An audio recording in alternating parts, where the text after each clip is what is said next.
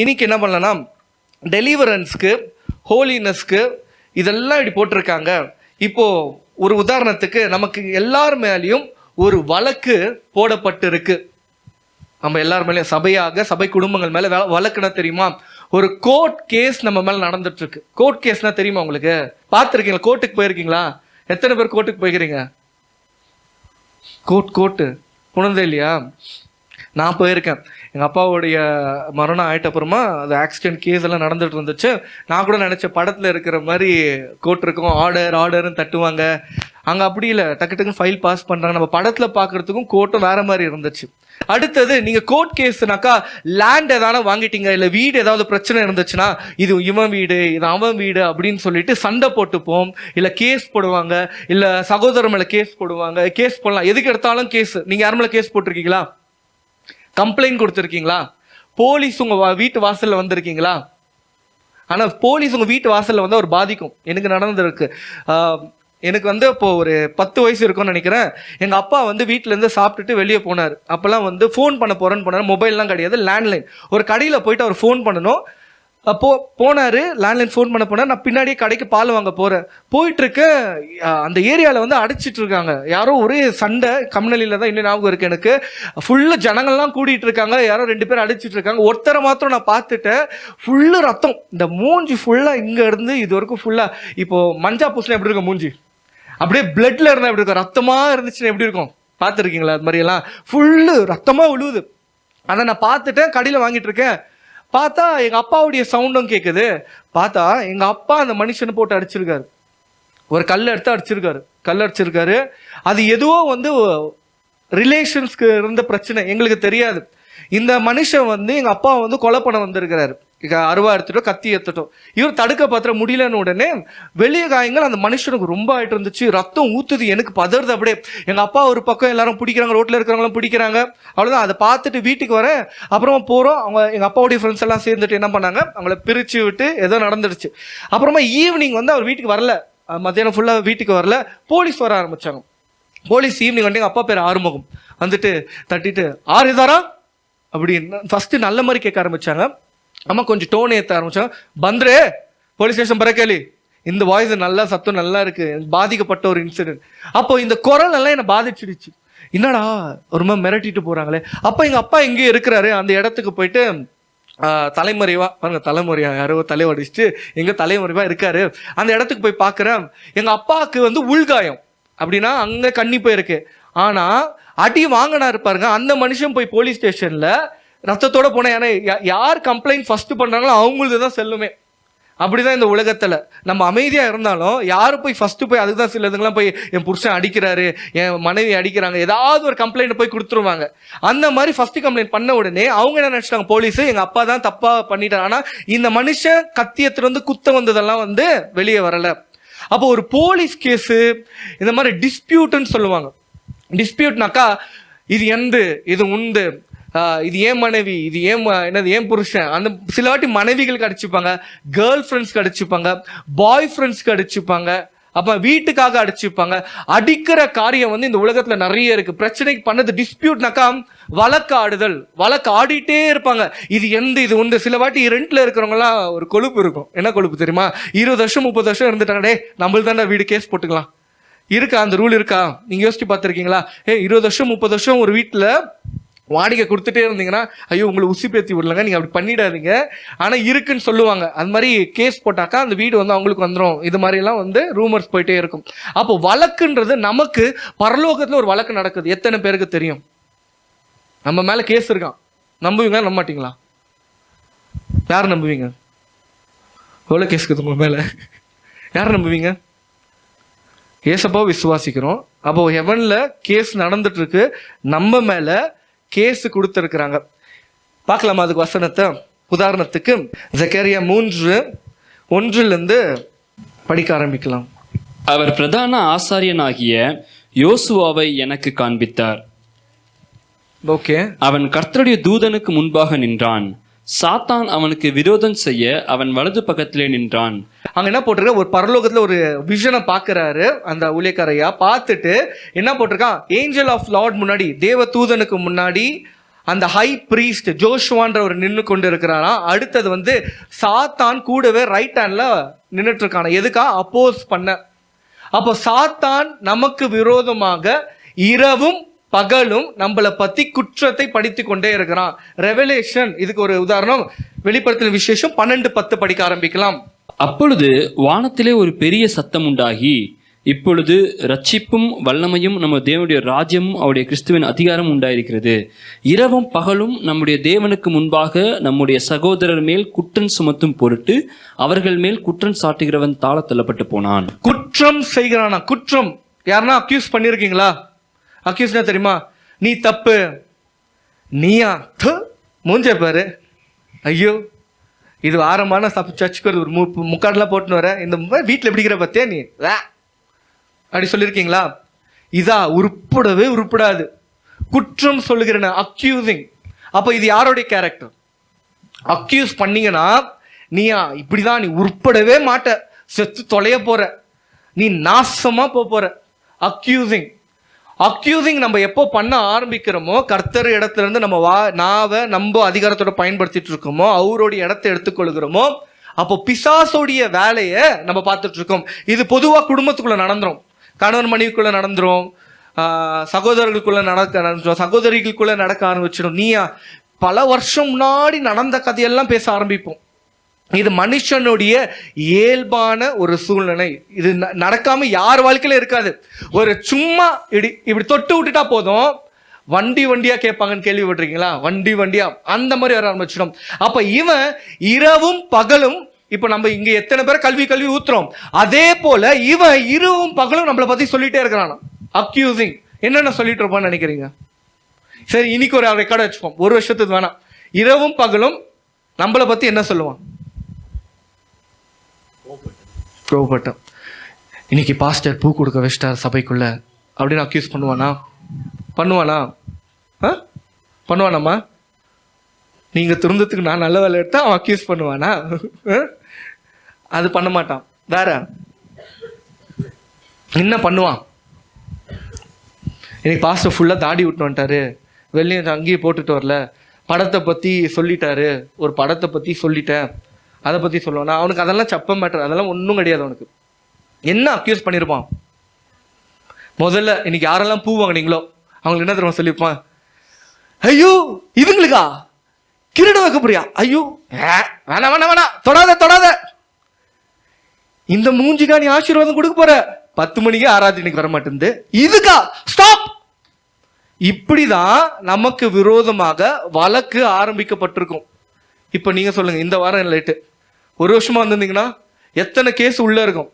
ஒரு மெமோன்னு வாங்க, கோர்ட்ல இருந்து மெமோ வந்துட்டே இருக்குன்னு வச்சுக்கலேன், நீங்க அதை அங்கீகரித்து சைன் போட்டு வாங்காவிட்டால், நீங்க அந்த கேஸுக்கு ஆஜராகவிட்டால் அந்த தண்டனையை பாஸ் பண்ணிடுவான். உங்களுடைய பொருளை அவங்க வந்து எடுத்துட்டு போயிடுவாங்க. உதாரணத்துக்கு நீங்க வண்டி மேல இப்பெல்லாம் நம்ம ஸ்டேல எழுதல, ஹெல்மெட்டே போடாத சுத்தங்க, ஹெல்மெட்டே போடாதுங்க, எங்கெங்கெல்லாம் கேமரா இருக்கோ அந்த இடம்லாம் தேடி பார்த்து இதுங்க ஸ்டைலுக்காக அப்படியே முடிய விரிச்சு போட்டுக்கின்னு பேய் மாதிரி இல்ல அப்படியே விட்டுட்டு ஹெல்மெட் போடாதுங்க. எவ்வளோ ஃபைன் சொல்லுங்க? ஒரு வண்டிக்கு ஃபைன், பைக்குக்கு சிக்னல் கிராஸ் பண்ணா எவ்வளோ? 500 இப்பெல்லாம் ஏற்றிட்டான், 1000 ரூபாய் ஆயிடுச்சு.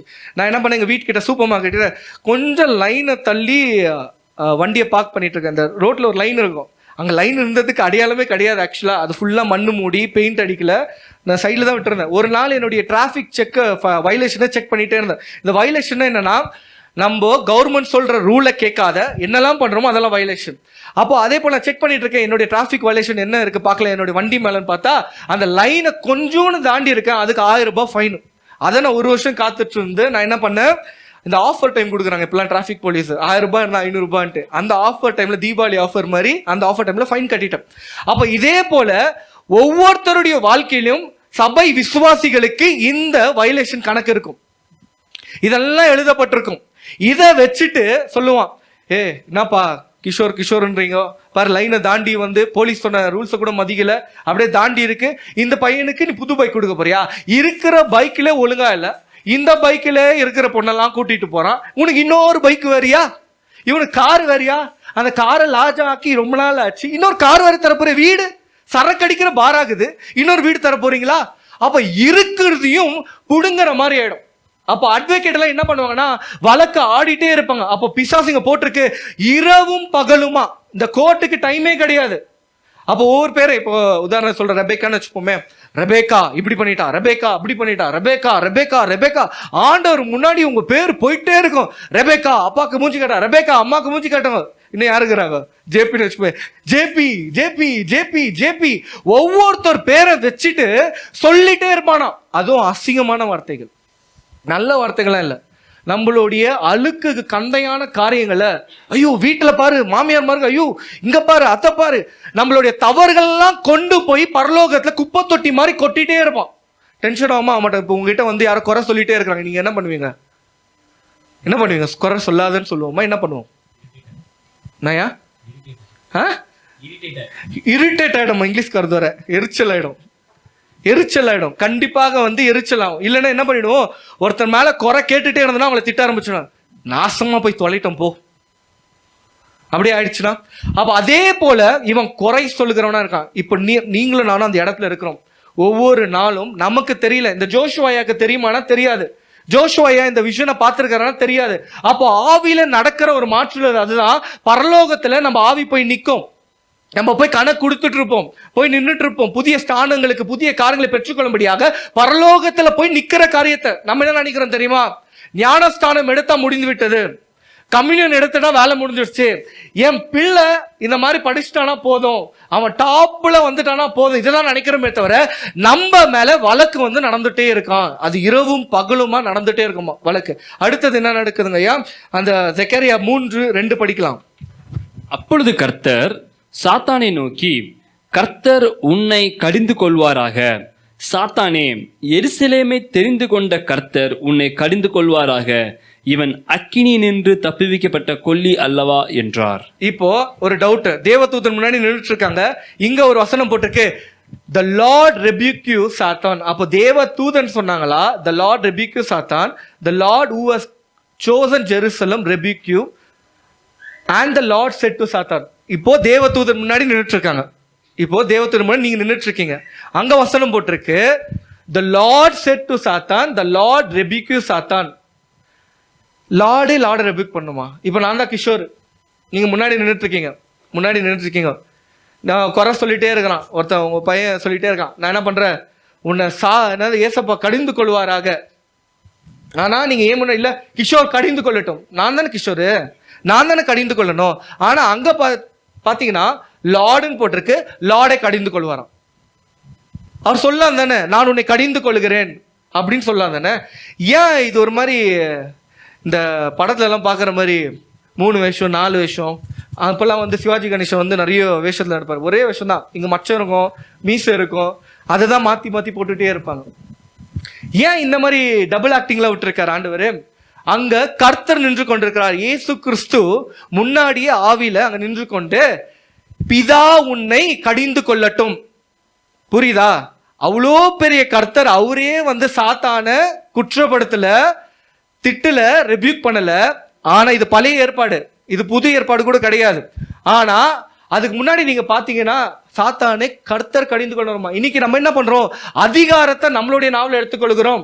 நீ செத்தா நரகத்துக்கு தான் போவ, நீ புழு பூத்து போவ, நீ நாசமா போவையாக, ஆமென் சொல்லுங்க, இல்லையா? உன் வயிற்றுல ஏதாவது நாசமா போகட்டும், ஆமென். நம்ம அதிகாரத்தை எடுத்துக்கொண்டு நீ சாத்தானுக்கு பண்ற, நீ சாத்தானுடைய உருவமா இருக்கிற, அப்போ பிசாசு எவ்வளவு தந்திரமா இருக்கான் பாருங்க. ஆனா ஆண்டவர் அந்த அதிகாரத்தை எடுக்காம நியாய தீர்ப்பு சாத்தான் ஆண்டவருடையது, அவர் உன்னை கடிந்து கொள்வாராக. அப்போ யாருது நியாய தீர்ப்பு? ஜஸ்டிஸ் யார் கொடுக்க? நியாயத்தையும் நீதியும் வழங்கக்கூடியவர்கள் யாரு? யாரு? சத்தத்தை சொல்லுங்களேன். அப்போ ஒருவேளை நீங்க யாருக்குன்னா நியாய தீர்ப்பு வழங்கி இருந்தால் அதை அப்படியே வாபஸ் வாங்கிடுங்க, மன்னிப்பு கேட்டுருங்க. எப்போ யாரு எப்படி மாறுவான்னு சொல்லவே முடியாது. நான்லாம் அந்த படத்தை பார்த்து எமோஷனல் ஆனவன், இன்னைக்கு பிரசங்கம் பண்ணுவோம்லாம் எனக்கு தெரியாது. யாரு எப்போ எப்படி கர்த்தர் தொடுவாருன்னு சொல்லவும் முடியாது. அதனால நீங்கள் நீதிபதியாக ஆக வேணாம். You are not a judge. அங்க ஆண்டவரே சொல்றாரு, பிதா வந்து உன்னை கடிந்து கொள்ளட்டும். அது மாத்திரம் கிடையாது, அவன் Jerusalem rebuke you is this not a brand plug from the fire? அப்படின்னா அக்னியிலிருந்து தெரிந்து கொண்டாராம். இன்னைக்கு நீங்களும் நானும் அக்னியிலிருந்து தெரிந்து கொண்ட அதுக்கு ஒரு வசனத்தை பார்க்கலாம். ஆமோஸ் 4:11 படிக்க ஆரம்பிக்கலாம். ஆமோஸ் 4:11. சோதோமையும் கொமோராவையும் தேவன் கவிழ்த்து போட்டது போல உங்களை கவிழ்த்து போட்டேன், நீங்கள் அக்கினியை நின்று பறிக்கப்பட்ட கொல்லியை போல் இருந்தீர்கள். நம்ம எப்படி இருந்தோமா? அக்னியிலிருந்து பறிக்கப்பட்ட ஒரு கொல்லியை போல். கொல்லி பார்த்துருக்கீங்களா? கொல்லி வச்சிருக்கீங்களா யாருக்குன்னா? இந்த இப்பெல்லாம் வைக்க முடியாது. மிஷின்குள்ள போன உடனே எங்க அப்பா அதெல்லாம் மரணம் பார்க்கும்போது ஒரு மிஷின்குள்ள கொண்டு போனாங்க. காக்ஸ்டோன்ல தான் எனக்கு ஜீவனலி நல்லா அழகா தான் போனாரு. வெள்ளை துணியெல்லாம் கட்டி, கழுத்துல எல்லாம் இங்க மரியாதையா துணியெல்லாம் கட்டி, பாடியை பார்த்துருக்கீங்களா? கழுத்தெல்லாம் கட்டிட்டு அழகா தான் உள்ள போனாரு. திடீர்னு பார்த்தா அப்பா சாம்பலா வந்துட்டாரு. ஒரு 5 நிமிஷம் கூட கிடையாது. இந்தாப்பா அப்பான்னு குத்தாங்க என் கையில. அவ்வளவுதான். அப்பா அப்பா இருக்க வரைக்கும் உனக்கு தெரியாது.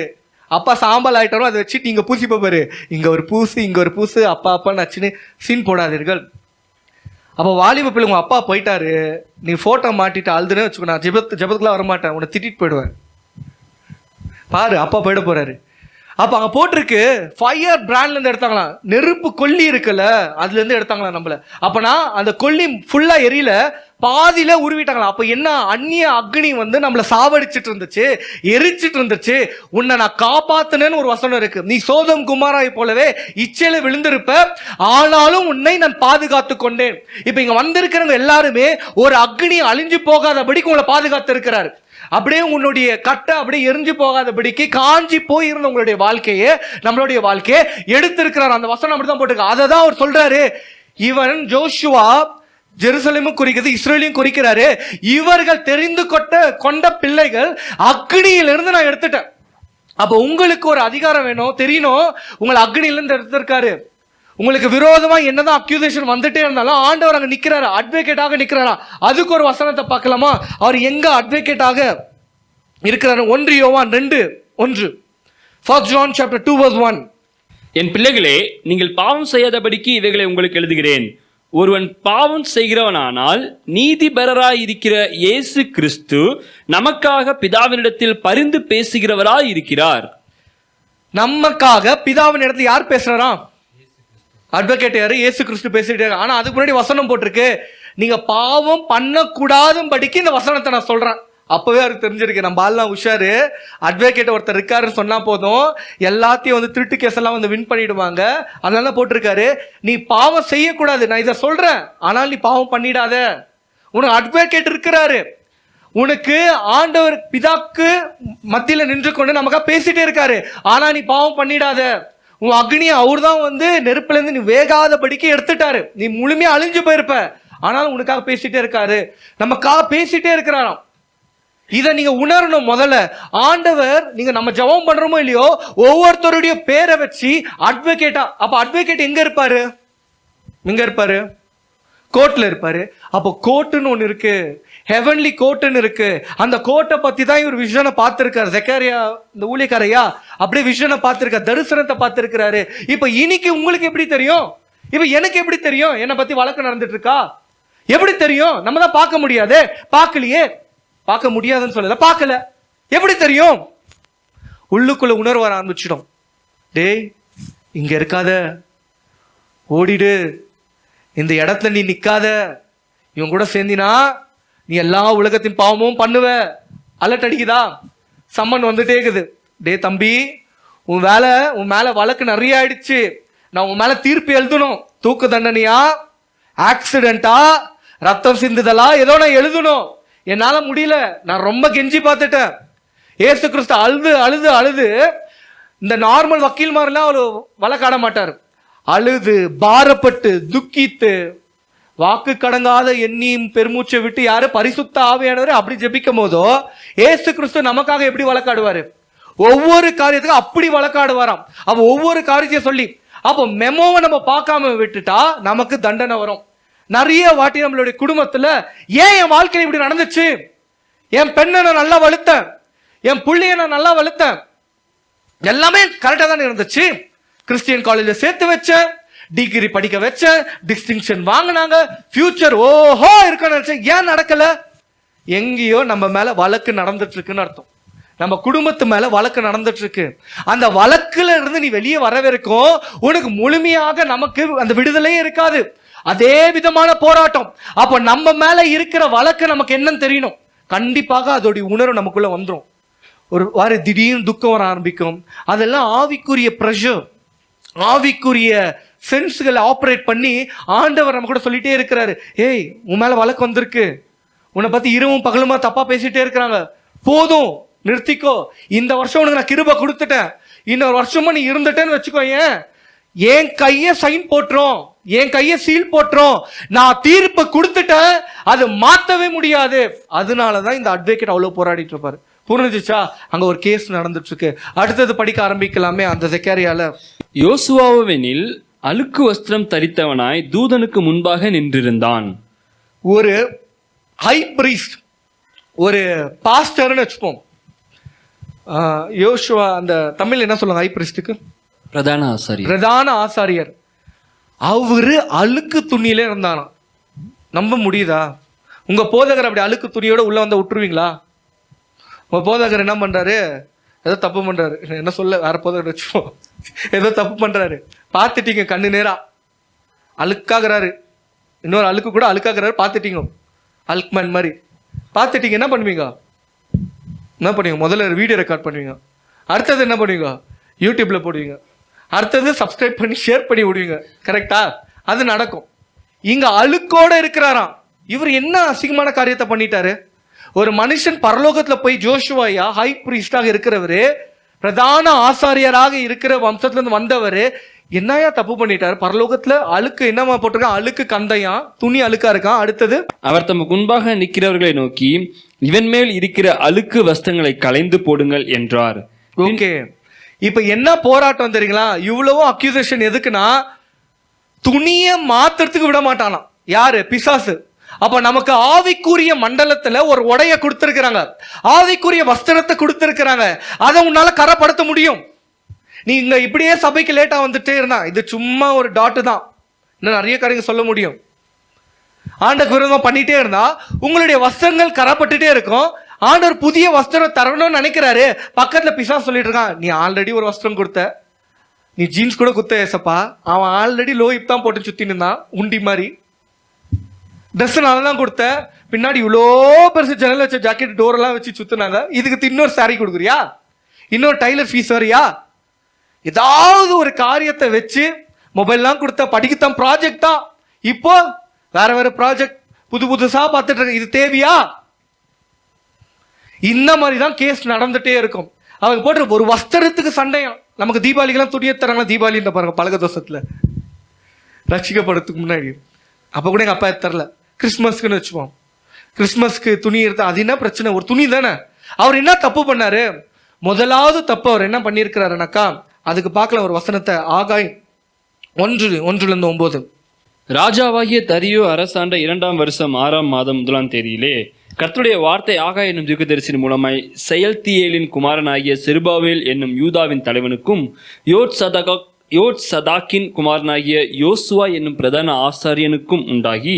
இப்பதான் இவர் என்ன தப்பு பண்ணாருன்ட்டு அப்படியே ஒரு சாப்டர் எழுதுறாங்க, அவங்களுடைய தப்புகளை எழுதுறாங்க. என்ன படிங்க அப்படியே நெக்ஸ்ட். இந்த ஜனங்கள் கர்த்தருடைய ஆலயத்தை கட்டுகிறதற்கு ஏற்ற காலம் இன்னும் வரவில்லை என்கிறார்கள் என்று சேனைகளின் கர்த்தர் சொல்லுகிறார். ஆனாலும் அடுத்தது ஆகாய் என்னும் தீர்க்கதரிசியின் மூலமாய் கர்த்தருடைய வார்த்தை உண்டாகி அவர் சொல்லுகிறார், இந்த வீடு பாழாய் கிடக்கும் போது நீங்கள் மச்சு பாவப்பட்ட உங்கள் வீடுகளில் குடியிருக்கும்படியான காலம் இதுவோ? இப்போதும் சேனைகளின் கர்த்தர் சொல்லுகிறார், உங்கள் வழிகளை சிந்தித்து பாருங்கள். ஓகே, உங்க வீட்டுல நீங்க இருக்கிறது தப்பா ரைட்டா? நம்ம வீட்டுல நம்ம தானே இருப்போம். உங்க வீட்டை டெக்கரேட் பண்ண தப்பா ரைட்டா? அங்க போட்டிருக்கு, அந்த ஜனங்கள் அவங்களுடைய வீட்டை அலங்குபடுத்திக்கிறாங்களா, அழகா பண்ணிக்கிறாங்களாம். ஆனா கர்த்தருடைய ஆலயத்தை கட்ட நேரம் இல்லை, காலம் வரலன்னு சொல்லிட்டு இருந்தாங்களாம். அநேக கோர்ட்டு கேஸ் என்ன நடக்கும்னா, நம்மளுடைய உடம்பே ஆலயம், கரெக்டா இல்லையா? நம்ம உடம்பு ஆலயம் வசனத்துபடியாக. இந்த ஆலயத்தை உங்களுக்கு விதமாக நீங்க கட்ட ஆரம்பிச்சீங்கன்னா, உலகத்தின் காரியமாக இந்த உடம்ப நீங்க கட்ட ஆரம்பிச்சீங்கன்னா, அப்போ ஒரு கோர்ட் கேஸ் அங்க போட்டுட்டு இருப்பாங்க. இவன் ஆலயத்தை கட்ட முடியுதான், நான் ரட்சிப்பு கொடுத்தேன், என் உடம்ப பார்த்துக்க முடியுதான், நான் எல்லாமே கொடுத்தேன். உடம்ப பார்த்துக்கணும், ஒரு ஸ்பிரிச்சுவல் மாத்திரம் இல்லை, சோலு, ஸ்பிரிட், பாடி, ஹெல்த்தை கூட பார்த்துக்கணும். உன் தொந்தி எப்படி இருக்குன்னு பார்க்கணும். இப்படிக்குதா தொந்தி? எப்படி இருக்குது தொந்தினா என்னன்னு தெரியுங்களா உங்களுக்கு? You don't know? shall I ask someone to come here? Demo காட்டிடலாமா? 6 பேக், அது ஃபேமிலி பேக். இப்படிக்குதா இல்ல இப்படிக்குதா? நடுவுலக்குதா? உங்க தொந்தியை கூட நீங்க பாத்துக்கணும். உள்ள உறுப்புகள் எப்படி இருக்கு? வெளியெல்லாம் கிளீன் தான், டியோட்ரண்ட் போட்டுக்கிறோம், சென்ட் அடிச்சுக்கிறோம். ஆனா அந்த ஆலயத்தை நீங்க பாதுகாத்துகளுக்கு இன்னைக்கு ரட்சிக்கப்பட்டப்புறம் எப்படி ஆயிட்டுனா, கண்ட குப்பியை நம்ம சாப்பிடுவோம். இந்த ஆப்ரஹாம்ன்றாங்க தெரியுங்களா? தெரியும் தானே? அந்த இது பீஸ் கிடச்சிச்சுன்னா போதும். அந்த ஆப்ரஹாம்னு சொல்ற அந்த மிருகம் கூட அப்படி சாப்பிடாது, புல்ல மேயாது. நம்ம மெய்வோம் பாருங்க. நம்மனா எனக்கு அது பிடிக்காது ஆக்சுவலா. மட்டன் எதுனா இருக்கட்டும், லிமிட்டே இருக்காது. ஒருத்தர் இப்படிதான் வந்து ஒரு டாக்குமெண்ட் பார்த்துருந்தேன். இப்பெல்லாம் நம்ம பசிக்காக சாப்பிடுறது இல்லையா, ருசிக்காக சாப்பிட ஆரம்பிச்சிட்டோமா, நாக்குக்காக. அப்படி சாப்பிடும் போதோ 18 வயசு 20 வயசு தான் இருக்கும். நீ நடந்து வரும்போது ஆன்டி மாதிரி தான் வரும். இப்படி அப்படிதான் இருக்கும். நிறைய பேர் தூர பார்வையில பார்ப்பேன், யாரா இவங்க ஆன்டி? நம்ம சபை பொண்ணு தானா? ஓகே. டயட் இல்லை, நடக்கிறது இல்லை, குனிஞ்சு நெஞ்சு வேலை பண்ணுறது கிடையாது, முட்டி போட்டு ஜபம் பண்ணுறது கிடையாது. எங்கேருந்து கேலரிஸ் பர்ன் ஆகும்? அப்போ உங்களுடைய ஹெல்த்தை நீங்க பார்த்துக்கணும், ஸ்பிரிச்சுவலியும் பார்த்துக்கணும். உங்க ஆலயத்தை நீ கெடுக்க வச்சிடவே கூடாது. அப்ப அங்க போட்டிருக்கு, அவங்க ஆலயத்துல அழகுபடுத்திக்கினாங்களாம். தப்பா? ஆனா கர்த்தருடைய ஆலயத்தை பார்க்கலையா? அடுத்தது படிங்க. நீங்கள் திரளாய் விதைத்தும் கொஞ்சமாய் அறுத்து கொண்டு வருகிறீர்கள். நீங்க திரளா விதைச்சிங்களா, கொஞ்சமா அறுத்து கொண்டு வரீங்களா? இதை பத்தி எல்லாம் பேசினா பணத்தை பத்தி பேசுற மாதிரி ஆயிடும். ஓகேவா? அதுல நிறைய காரியங்கள், நிறைய மீனிங் இருக்கு. நமக்கு எப்பவுமே பத்தாது. இல்ல எனக்கு இல்ல, எனக்கு ரெண்ட் இல்ல, எனக்கு காசு இல்ல, அவன் பாரு வாடகை வீட்டுல இருக்கிறான், நானு அவன் லீஸ் வீட்டுல இருக்கிறான், அங்க பாரு மாடி மேல மாடி வீட்டுக்கு போயிட்டான், பொறாம பொங்கிடும். அவன் ஏதாவது விபச்சாரம் பண்ணி தான் கட்டியிருப்பான். அவன் வீடு கட்டிக்கிறான்ல, விபச்சாரம் பண்ணியிருப்பான். இல்லைன்னு வச்சுக்கோங்க, எங்கன்னா ஆட்டியை போட்டு கட்டியிருப்பான். பொறாம ஆட்டோமேட்டிக்கா பொங்கிடும். என்னைக்குன்னா நம்ம மற்றவங்க நல்லா இருக்குன்னு வதிச்சிருப்போமா, சிரிச்சிருப்போம் மனசுல. எனக்கு கிடைக்கலையே வீடு, நானே 3 வீல் ஆட்டோல போயின்னுக்கிறேன், எனக்கு எதுவுமே வரலையே, அவங்க பாரு கார்லாம் வாங்கிட்டாங்க. பொறாம ஆட்டோமேட்டிக்கா வந்துடும். அதுதான் மனுஷனுடைய இயல்பு. அப்போ இங்க பாத்தீங்கன்னா அவங்க கட்ட ஆரம்பிச்சிட்டாங்களாம். அடுத்தது எனக்கு ஒண்ணுமே இல்லைன்றாங்களா. அடுத்தது, நீங்கள் புசித்தும் திருப்தியாகவில்லை. புசித்தும் திருப்தியா ஆகலையா? ஒருவேளை இந்த வாரத்தில் எத்தனை பேர் புலம்பி இருப்போம், ஒண்ணுமே இல்லை. என்னது வெள்ளை சாப்பாடு ஊறுகாவா? நான்லாம் பிரியாணி சாப்பிட்றேன், எங்க அப்பா வீட்டில் எப்படி இருந்தாலும் தெரியுமா? நம்ம சொல்லுவோம்ல, திருமணம் ஆயிடுச்சுன்னா மனைவிகள் நிறைய டைலாக்லாம் அடிக்க ஆரம்பிப்பாங்க. என் மனைவியில குறிப்பாக நான் நிறைய டாக்குமெண்ட்ரி பார்க்கறதுனால தெரியும். ஓகேவா? நிறைய டைலாக் அடிப்போம், போதும் என்ற மனப்பான்மை இல்லாம இருப்போம். அந்த மாதிரிதான் வசனம் இருக்கு. அடுத்தது, நீங்கள் குடித்தும் பரிபூர்ணம் அடையவில்லை. ஆண்டவர் கொடுக்கிறாரு, ஆனா சந்தோஷம் இல்லை. எப்போ பார்த்தாலும் குறையதான் பார்க்கறமே தவிர நிறைவான காரியங்களை பார்க்கல. திருப்பி ஃபாஸ்டா படிங்கய்யா.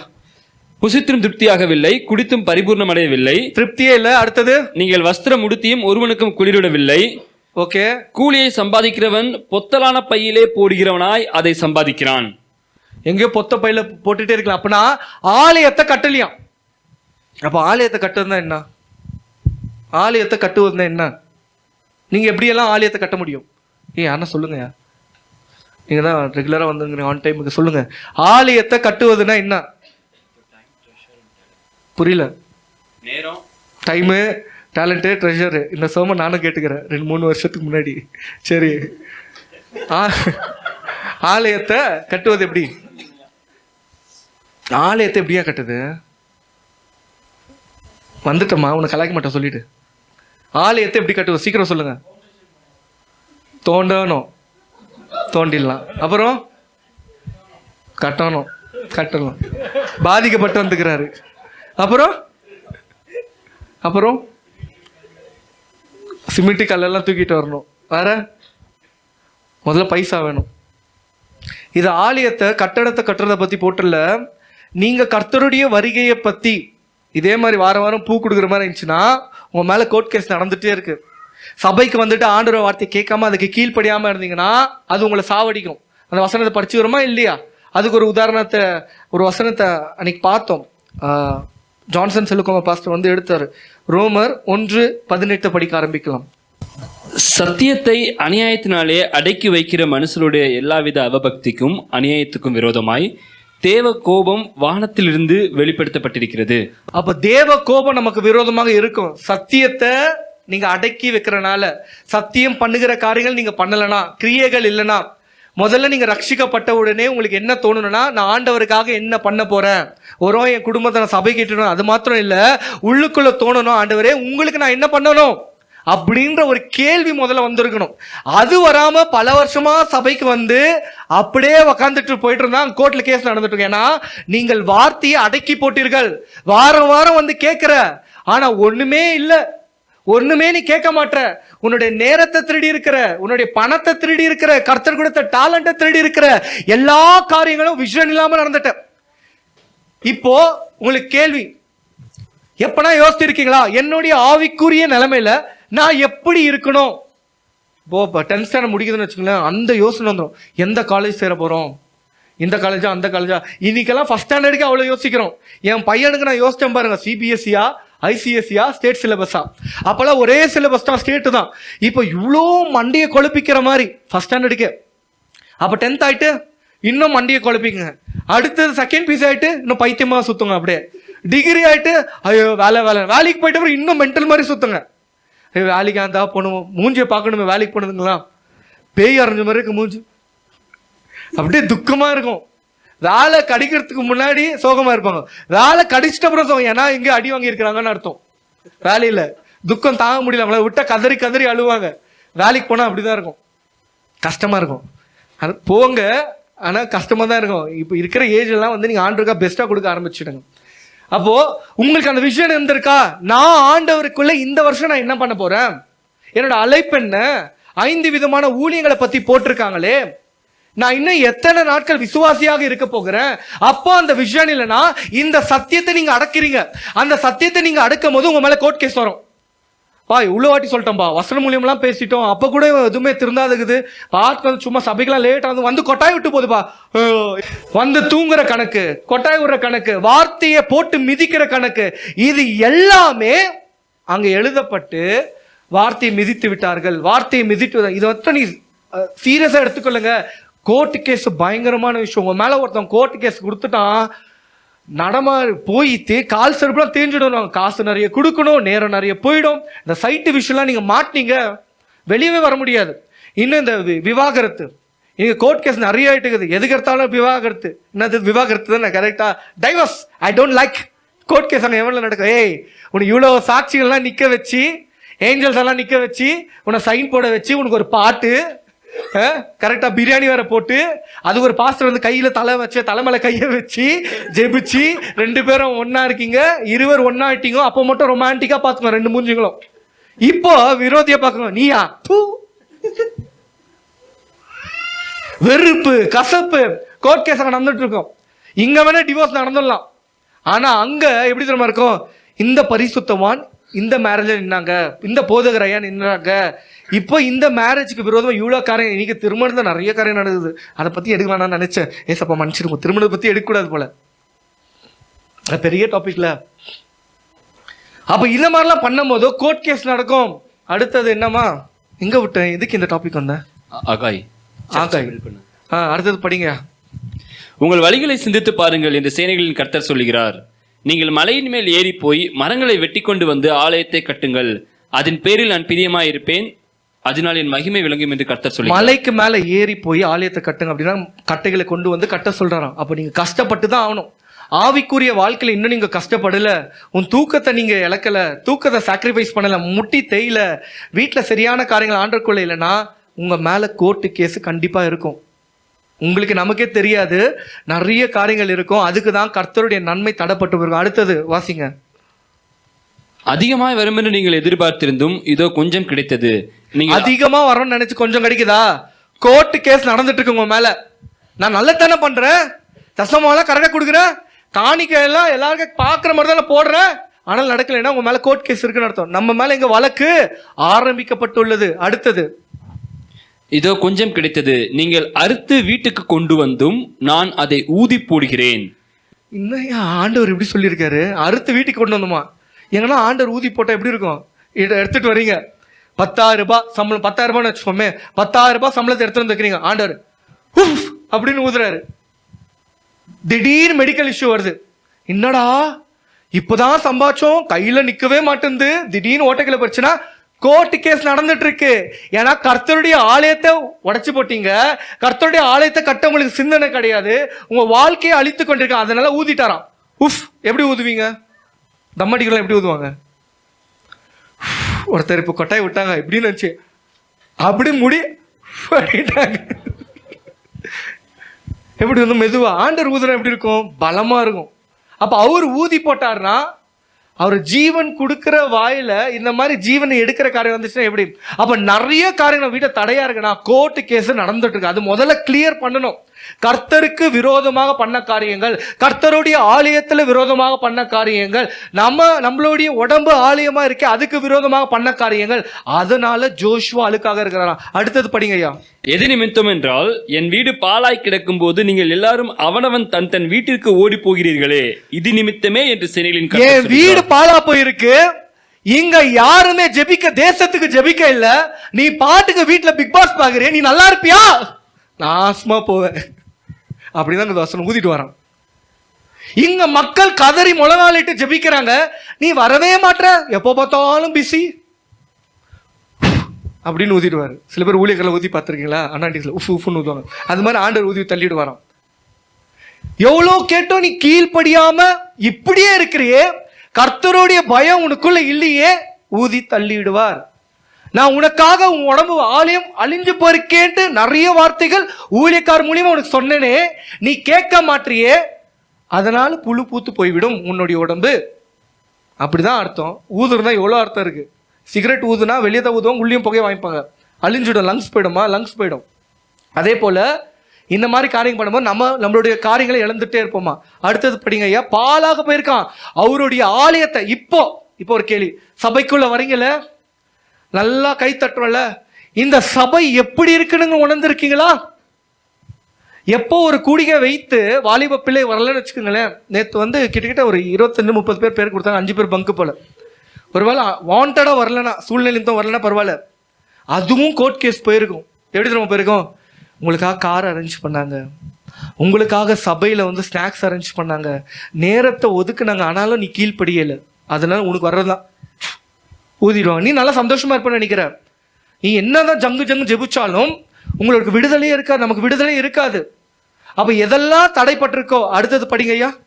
ஆதலால் உங்கள் மேல் இருக்கிற வானம் பனியை பெய்யாமலும் பூமி பலனை கொடாமலும் போயிற்று. வானம் மேல பனி பெய்யல, என்ன ட்ரை ஆயிடும். இங்க நிறைய குடும்பங்கள் காஞ்சி போயிருக்கிறோம், நிம்மதி இல்ல, சந்தோஷமே இல்ல. சபைக்கு போவாங்க எல்லாம் ரைட்டு, ஆனா ஆலயத்தை அசிங்கப்படுத்தி இருக்கிறோம், ஆலயத்தை தீட்டுப்படுத்தி இருக்கிறோம், ஆலயத்துக்கு கொடுக்க வேண்டிய அது யோசனை கிடையாது. என் தேசம் பாழா போயிருக்க அதுக்கு கிடையாது, ஊழியக்காரர்கள் அழிஞ்சு போயிட்டு அதை பத்தி கிடையாது, ரத்த சாட்சிகள் மறிச்சிட்டு இருக்காங்க அதை பத்தி கிடையாது. எப்போ சுயமா நம்ம வாழ ஆரம்பிக்கிறோமோ, நம்மளுடைய பண்ணோம், நம்மளுடைய படிப்பு, இதை பண்ணணும் அதை பண்ணணும், ஒரு விஷன் இல்லாம வாழ்றீங்களோ, அப்ப கேஸ் வந்துடும், அப்ப ஆகாயம் மூடப்படும். அதுக்குதான் வாலிப பிள்ளை சபைகளை சொல்லுவேன், நீங்க முதல்ல ஆண்டவருடைய காரியங்களை முக்கியத்துவம் கொடுங்க. டிகிரி எல்லாம் செகண்டரி தான், அது பண்ணு, தப்பு கிடையாது. படி, இன்ஜினியர் ஆகுங்க, டாக்டர் ஆகுங்க. இன்னைக்கு எல்லாம் கேட்கும் போது டெஸ்டிமனி எடுத்துமா இருக்கு, நான் 100க்கு 100 எடுக்கணும்ட்டு ஜெபிச்சிருந்தேன். இந்த மாதிரி ஒரு வாஞ்ச, ஆண்டவரே நான் நீங்க வச்சிருக்க அழைப்புக்குள்ள போகணும், அந்த மாதிரிலாம் ஒரு வாஞ்ச இருந்திருக்கா? 10 ஒரு முழங்காலிட்டு நான் ஜெபிக்க எதுவுமே இல்லை, மார்க்ஸை வச்சு ஆப்ரேட் பண்ணிட்டு இருக்கோம். இது எவ்வளோ கேவலமா இருக்குல்ல? அப்போ இது மாதிரிலாம், அப்போ ஆலயத்தை பாலா கெடுக்குது, தேசம் அழிஞ்சு போயிருக்கு, என் பிள்ளைகள் இப்படியே இருக்கிறாங்க. 10 மணிக்கே 10:05 10:15 வந்தா என்னத்தை உருப்பிட போறோம்? நான் இது ஒரு உதாரணம் தான். நம்மளுடைய பர்சனல் லைஃப்ல கர்த்தரை துக்கப்படுத்துகிற காரியங்கள் நமக்கு தெரியும். நம்ம we call ours a believers, நம்ம ரட்சிக்கப்பட்டிருக்கோம், நம்ம ஆண்டவரோட பிள்ளை, ஆனா கேஸ் நடந்துட்டு இருக்கோம். நன்மையான காரியங்கள் வராதான். இன்னைக்கு வாலிப பிள்ளைகள் யோசிப்பேன், சொன்ன சுடுன்னு வேணாம், அது ஒரு மாதிரி உற்சாகமே இருக்காது. ஏதாவது பேசுறதா பர்த்தியா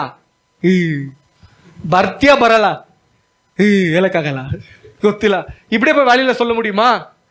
நாளை பர்த்தின்னு நான் பரலா முக்குதலே குத்திடுவாங்க, கரெக்டா இல்லையா? மூஞ்சை பார்த்து பொக்குன்னு குத்துவாங்க.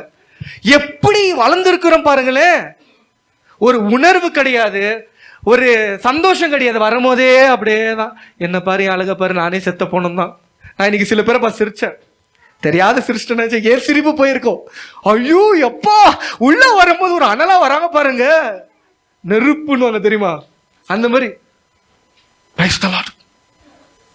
உள்ள யாரோ வச்சு பத்த வச்சு போட்டிருக்காங்க. ஏன்னா கோர்ட் கேஸ் நடந்துட்டு இருக்கு, உங்க மேல நடந்துட்டு இருக்கு கேஸ். அப்ப இதெல்லாம் இருந்துச்சுன்னா பண்ணி மூடிடுமா? அடுத்தது முடிஞ்சிச்சு அந்த வசனம். அடுத்தது, நான் நிலத்தின் மேலும் மலைகளின் மேலும் தானியத்தின் மேலும் புது திராட்சரசத்தின் மேலும் எண்ணெயின் மேலும் பூமியில் விளைகிற எல்லாவற்றின் மேலும் மனுஷரின் மேலும் மிருகங்களின் மேலும் கைப்பாடு அனைத்து மேலும் வறட்சியை வருவித்தேன் என்றார். அப்போ குடும்பத்துல வறட்சி இருக்கா? சில வாட்டி நம்ம பண்ற தவறுகள் நிமித்தமா கர்த்தரே அனுமதிக்கிற வறட்சி இருக்கு. நீங்க பாட்டுக்கு நான் சபைக்கு வந்துட்டேன், நான் ஃபுல்லு தண்ணிக்குள்ள ஏஞ்சி நின்றுட்டேன், ஐயோ அப்படின்னு நினைக்காதீங்க. ஜோஷுவா ஐயா ஆலயத்தை கட்டலையாம். இஸ்ரேல் ஜனங்களுடைய பாவத்தெல்லாம் டினோட் பண்ணி அவர் போய் அழுக்கும் கந்தையாக இருக்கிறான். இன்னைக்கு நம்மளுடைய வஸ்திரம் இருக்கு. இதுதான் நம்பர் 1 பாவம் ஜோஷுவா ஐயா பண்ணது, ஆலயத்தை சீர்படுத்தவில்லை. 2வது காரியத்தை பார்க்கலாம். 2வது தப்பு என்ன பண்ணாருன்ட்டு, எஸ்ரா 10:18. ஆசாரிய புத்திரரில் மறுஜாதியான மனைவிகளை கொண்டவர்களாக காணப்பட்டவர்கள் யாரென்றால், யோசேதேக்கின் குமாரனாகிய யெஷுவாவின் குமாரரிலும் அவன் சகோதரரிலும் மாசையா, எலிசெயர், யாரிப், கெதலியா என்பவர்கள். ஓகே, 2வது தப்பு அவர் என்ன பண்ணியிருக்காரு தெரியுமா? அந்த அழுக்கு கந்தையா வர்றதுக்கு அவங்களுடைய குடும்ப மெம்பர்த ரட்சிக்கப்படாதவங்கள கட்டிட்டாங்களாம். ஆண்டவர் சொன்ன ஒரு வார்த்தை, திருமணம் பண்ணா தப்பா? காஞ்சி போய் திருமணம் ஆகாம இருக்கிறதுக்கு யாரை கட்டுனா என்ன? அங்க ஜோஷுவா ஐயாவுடைய குடும்பத்தினார அவர் கண்டிக்கவே இல்லை. அவர் ஒரு நீதிபதியா இருக்கிறாரு. இம்மிடியட் ஃபேமிலி மெம்பர்ஸ் அசுத்தமான ஆட்களை கட்ட ஆரம்பிச்சிட்டாங்களாம். நியாய தீர்ப்பு வர ஆரம்பிக்குது அவங்க மேல. இன்னைக்கு நிறைய குடும்பங்கள் உடஞ்சி போயிருக்கு. நிறைய மெசேஜ் எல்லாம் எனக்கு வருது, காட்டினா நீங்க திருமணம் பண்ணிக்க மாட்டீங்க அப்படின்னா என்ன தப்பான மெசேஜ் இல்லை. இந்த குடும்பத்துல இப்படி பிரச்சனை, அந்த பிரச்சனை, ப்ளீஸ் ப்ரே ப்ளீஸ் ப்ரே. திருமணம் பண்ணதுக்கு முன்னாடி எங்க போச்சு மூளை? யார் மூளையில் ஆப்ரேட் பண்ணோம்? முழங்கால் போட்டு ஜெபம் பண்ணுமா? நமக்கு எல்லாம் மூளை பக்கத்துல யாராவது சொல்லி கொடுத்தா, ஏய் இந்த ஆளை நீ கட்ட ஓஹோன்னு போயிடு, ஊ சங்குதான். இந்த பொண்ணை நீ கட்டுன ஏஞ்சல்ரா, இது பேரை பத்தியா ஏஞ்சலுங்குது. அப்படியே அது உனக்கு அப்படியே சமாதானமா டீ காஃபி மூஞ்சிலே ஊத்திடும். இப்படி எடுத்து மூஞ்சில ஊத்தி பாத்துக்கிறீங்களா? மூஞ்சில யாரா டீ காஃபில ஊத்திக்கிறாங்களா? ஊத்திடுவாங்க. ஊத்திட்டு சண்டை இப்படி போட்டுப்பாங்க. சண்டை போட்டு ஸ்தோத்ரா ஸ்தோத்ரா ஸ்தோத்ரா ஸ்தோத்ரா ஸ்தோத்ரா ஏசப்பா நீவே நல்ல ஒரு.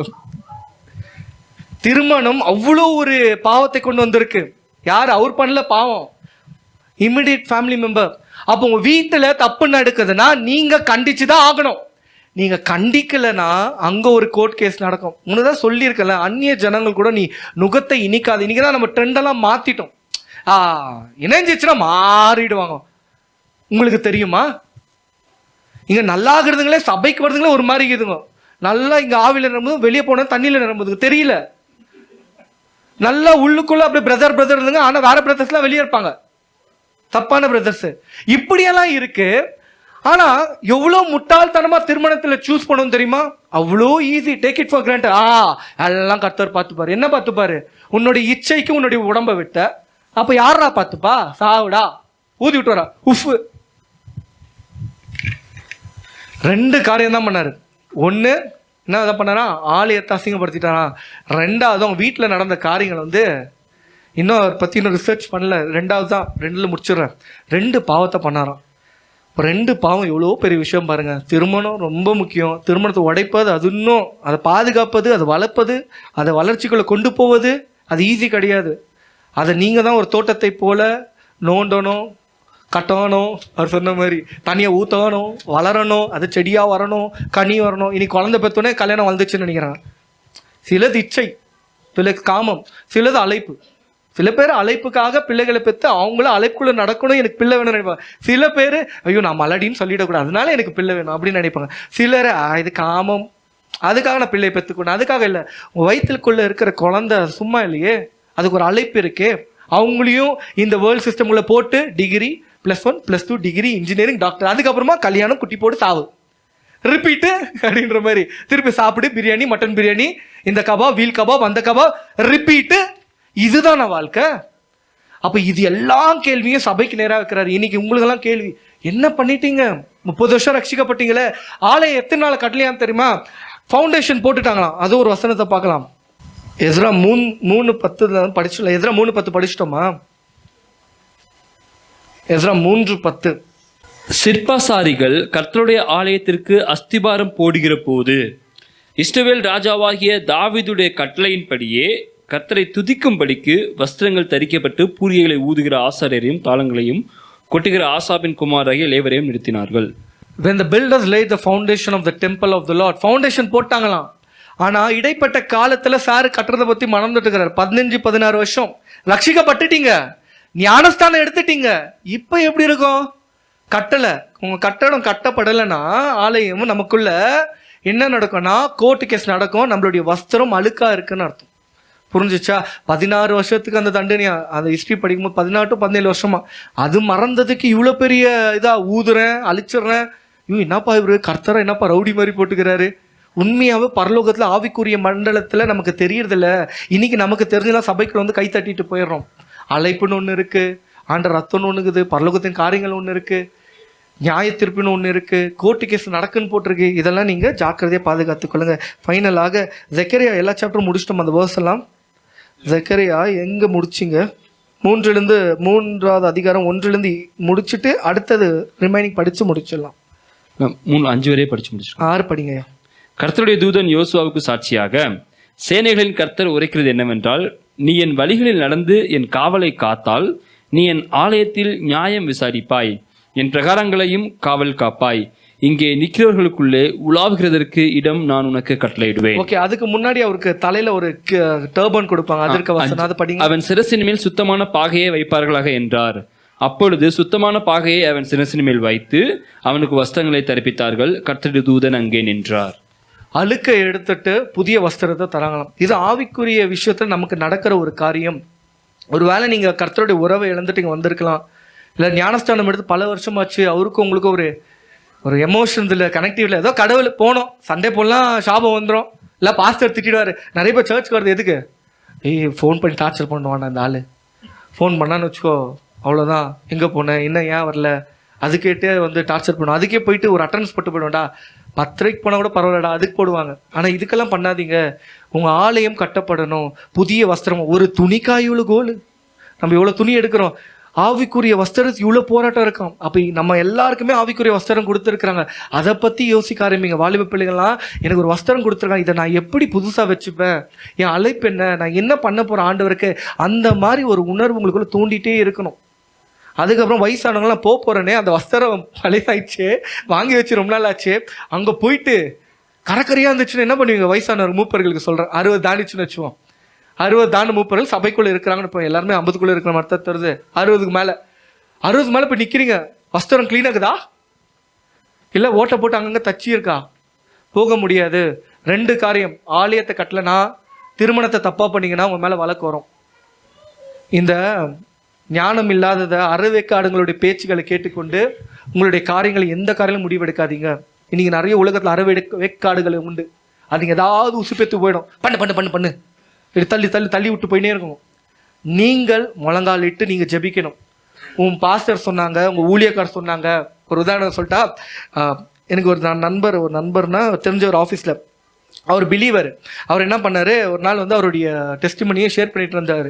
2013 நமக்கு தான் டெஸ்ட் பண்ண பிடிக்குமே, ரட்சிக்கப்பட்டவங்களாம் சாட்சி சொல்றதுல ஐயோ சொல்லிட்டே இருக்கணும்ல. அவர் சொல்லிட்டே இருந்தார், இப்படி பிரதர் சாட்சி, அப்படி பிரதர் சாட்சி. ஒரு சாட்சி சொன்னார், பிரதர் கல்யாணம் ஆயிடுச்சு, எல்லாமே சொன்னார், எல்லாம் நல்லா தான் ஸ்டார்ட் ஆச்சு. மனைவினே எந்தி சரியில்லா, எந்தி சரியில்லா, ரட்சிக்கத்தான் பண்ணாரு, சாட்சியில் பலமாக இருந்துச்சு.